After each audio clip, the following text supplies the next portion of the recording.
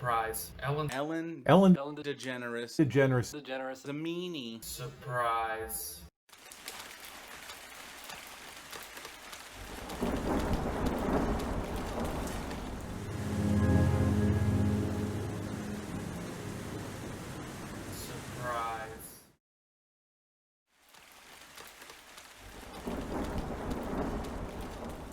Surprise. Ellen's a bad person. I don't know what's worse, finding out she's awful or the fact that you looked up to a daytime talk show host to calibrate your moral compass. Who would have thought? A comic who put out an entire hour of material cataloging in great detail exactly how out of touch she is with her fan base would turn out to be a steaming pile of garbage in real life. It takes a special person to make me root for Kathy Griffin's comeback. While in quarantine, Ellen compared her house, her multi-million-dollar mansion, to being in prison. I live in a one-bedroom apartment, so it's been a lot like being in a dog crate for me. But if I ever do go to a real prison like Ellen, I hope I get to spend as much time in the sauna as she did. I'm gonna hit her where it hurts. Ellen is a bad dancer. She's always been a bad dancer. Everybody loves her dancing. Do we really love her dancing, or were we afraid that if we said anything bad about her dancing, she would just cast a hex on us with her demon eyes through the television set? Ellen treats restaurant staff like garbage. That's always a barometer for someone's character. So the next time you're out and one of your friends is getting lippy at the Olive Garden, look at her and be like, "Hey, Karen, you're being a real Ellen right now."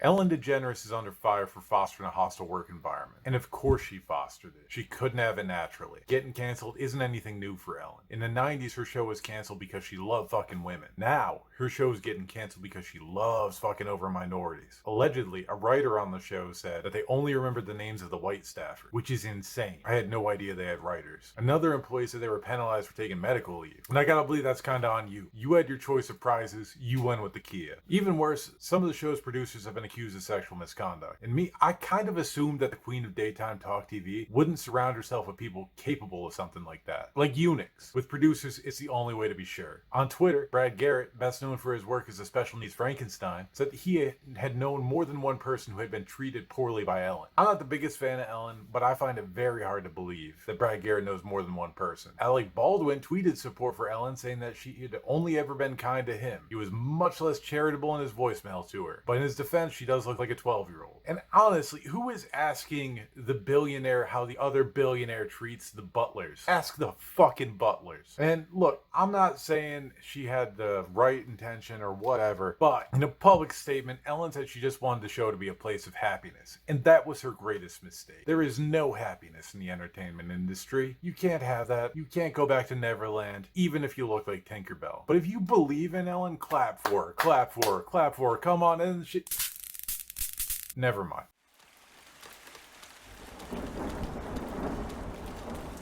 Ellen DeGeneres is in hot waters, which makes sense because apparently she smells like boiled fish.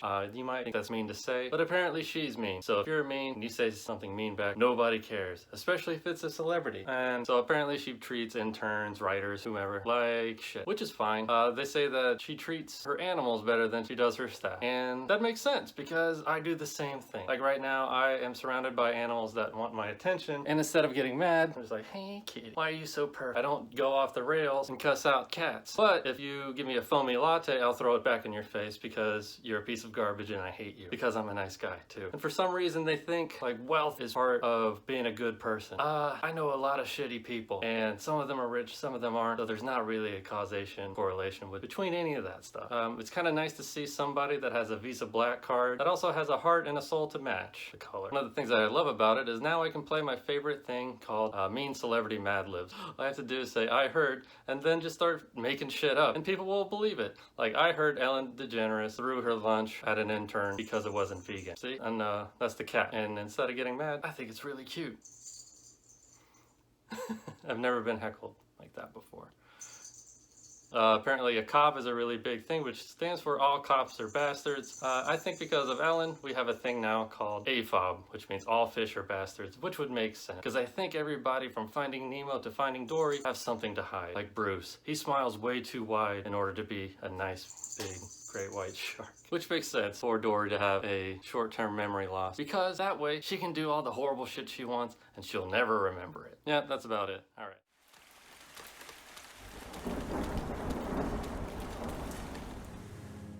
going after Ellen DeGeneres now.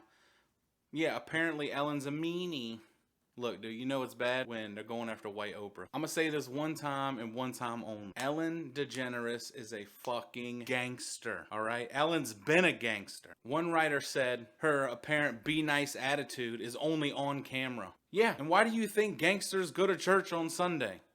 Keeping up appearances. Wait a minute, you mean to tell me when she isn't Finding Nemo, she's not a blue fish with memory loss? Just because she tap dances for stay-at-home moms on screen doesn't mean she's gonna ever let you forget where she's from and how she fucking got there. Ellen is a lesbian comedian from the 80s. The shit she went through on the way up in a smoke-filled comedy club with real Americans drinking real alcohol. It's not 20-year-old bloggers drinking White Claw. No, it's real people with alcohol they could just throw at you.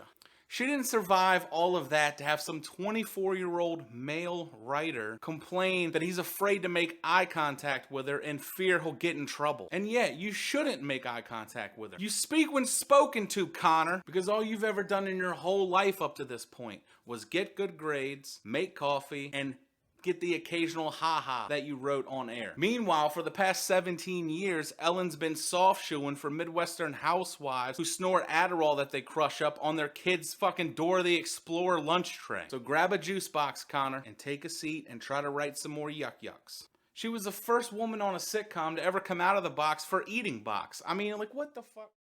Hey guys, thanks for watching this video all the way to the end. Be sure to go ahead and hit that subscribe button down there. Be sure to hit that bell as well so when we put out a new video, you can go ahead and get notified when that happens. Be sure to listen to the podcast on How to Die Alone. That's not it. Be sure to listen to the podcast either on YouTube. We're also on Spotify, iTunes, of course, Podbean, Stitcher Radio, Google Play. Thank you again for watching.